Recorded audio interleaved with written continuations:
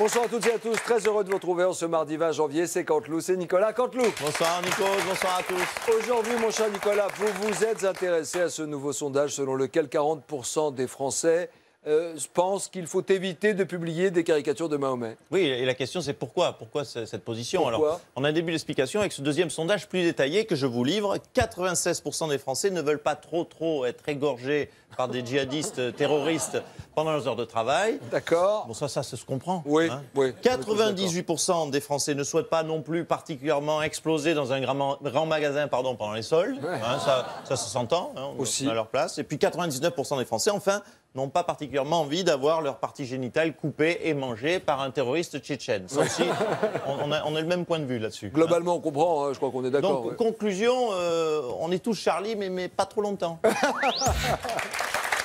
Le premier titre, c'est cette question. Le service militaire va-t-il être remis en place? De plus en plus d'hommes politiques sont pour. Et vous, Jean-Luc Mélenchon, vous êtes pour la restauration, le rétablissement du service militaire? Le service militaire, si je suis pour. Ah, grande idée, il faut le dire. Remercions le capitaine Pédale Hollande et Sarkozy, le Playmobil, qui nous éclaire, nous éclaire de leur génie en voulant rétablir pour nos jeunes des cités. Le service militaire, c'est n'importe quoi, franchement. Le service militaire, nos jeunes des cités, ils ont besoin de ça, franchement. Mais il faut bien qu'ils soient confrontés à l'autorité, Jean-Luc Mélenchon. Qu'est-ce qu'ils vont apprendre, l'autorité? Ils vont apprendre à tirer à la Kalachnikov, ils ont besoin de ça?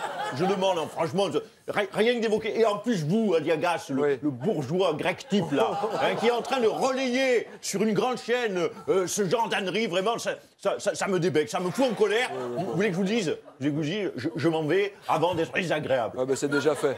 Je t'emmerde. Ah ben voilà, le débat est haut. Hein.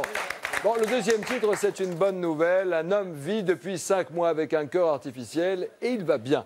Pour en parler, je reçois Philippe Douste-Blazy. Bonsoir. Bonsoir, docteur. Excusez-moi, j'ai pas mis les manches, mais le cœurier. Là, c'est oui. Le cœurier, vous avez vu le jeu de mots? Oui, j'ai vu. On va parler de cœur artificiel. J'ai bien compris, mais quel espoir. Ça veut dire que ça peut marcher pour tout le monde. Formidable espoir, grâce à cette prouesse technique réalisée par la société Carmat, dont le slogan est, vous le connaissez, Non. Carmat répare, Carmat remplace. Ah oui, d'accord. Et qui va être le prochain greffé? Est-ce qu'on sait?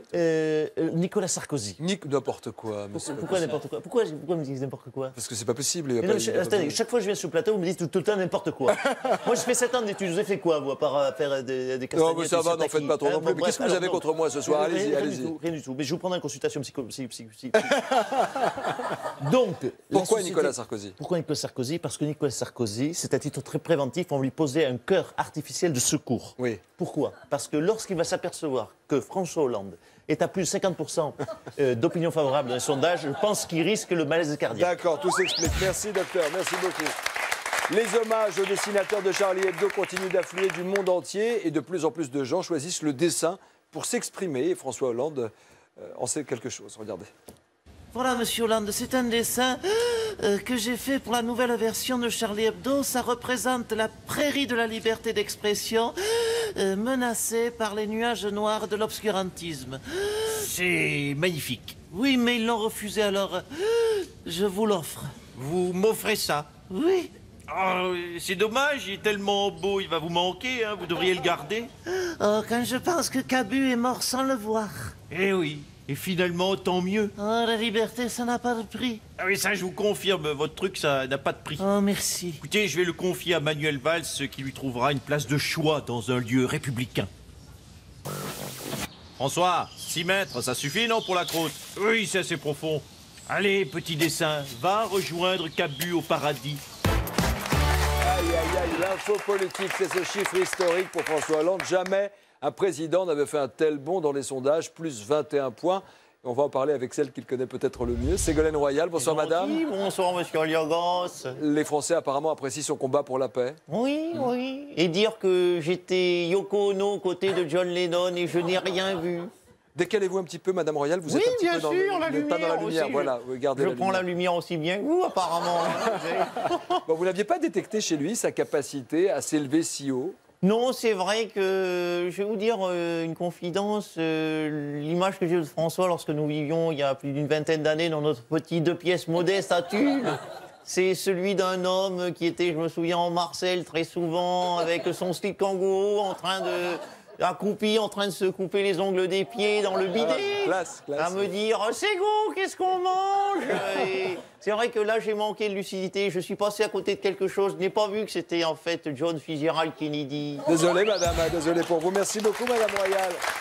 Alors, fort de ce regain de popularité, François Hollande a décidé d'aller à la rencontre des Français, sur le terrain. Regardez. Debout les feignants! Comme j'ai la classe, opération reconquête des Français 2015. Merde, commence bien 2015. Bonjour madame. Oula, je vous ai fait peur, pardon. Ça fait toujours ça la première fois et après on s'habitue, vous allez voir. Oh mon Dieu, c'est Hollande. Oh, il y a eu un attentat dans l'immeuble et c'est pour ça que vous êtes là. Bonjour madame. Oh. Oh la pauvre, elle est tout apeurée. Elle n'a rien à voir. Vous avez vu comme je suis devenu président depuis 15 jours? Oui, mais il fallait commencer il y a 2 ans. Et parfois, ouais, elle prend pas de gants. On a fait le tour de l'immeuble pour s'excuser. Bonjour, c'est pour le calendrier François Hollande à la classe. Ah oui, mais moi j'ai pris le calendrier FN. Oh, c'est ballot. Bah moi, je suis avec le berger allemand. Ah non, mais monsieur Montebourg, sur l'annonce, j'avais mis cherche étudiant. Ah, mais je suis étudiant, j'ai ma carte, hein. Mais moi, quand je dis étudiant, je dis 19 ans, pas 55. 52, 52.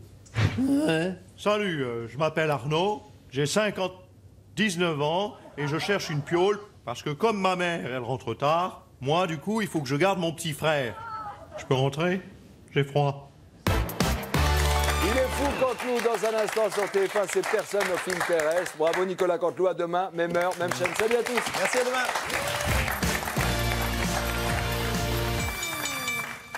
American. Don't be effrayé. François Hollande is in the place. To garantir the peace. Merci. Et voilà, envergure internationale. The Eye of the Tiger.